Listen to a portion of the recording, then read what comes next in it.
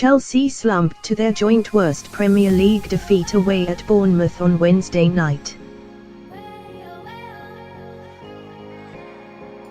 Maurizio Sarri's side suffered an embarrassing 4-0 defeat at the Vitaly Stadium, with Josh King netting a brace and David Brooks and Charlie Daniels also getting themselves on the score sheet. This was only the second time in Premier League history that Chelsea have lost a game by a 4-goal margin, following their 5-1 defeat against Liverpool back in September 1996. None of the Chelsea players emerged from the match with any real credit, although the performances of Jorginho and David Luiz were particularly bad. But does Luiz have an excuse for his performance? It's certainly worth asking the question.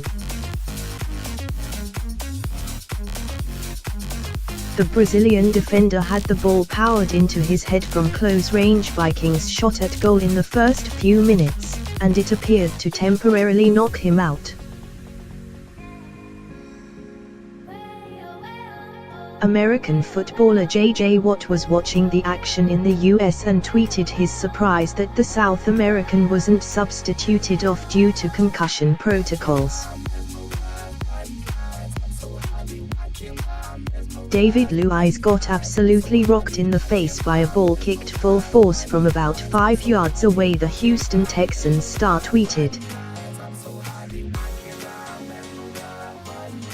Knocked out cold, then back in the game playing like a champ 45 seconds later. I guess the concussion protocols are a bit different across the pond. He wasn't the only person on social media who raised the same point. Luiz was allowed to continue and ended up playing the full 90 minutes, despite that nasty blow early on. The Football Association recently updated their concussion guidelines to ensure that any footballer with a suspected concussion should be immediately removed from the pitch.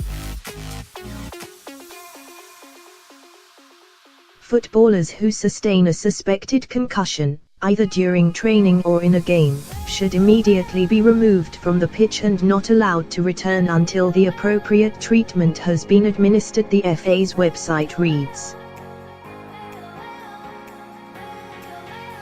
That is the message at the heart of new guidelines launched by the FA for managing head injuries at all levels of the game. We can only assume that the medics who treated Luiz did not suspect a concussion, but the force with which the ball hit the defender does make you wonder whether withdrawing him from the match would have been the most sensible decision.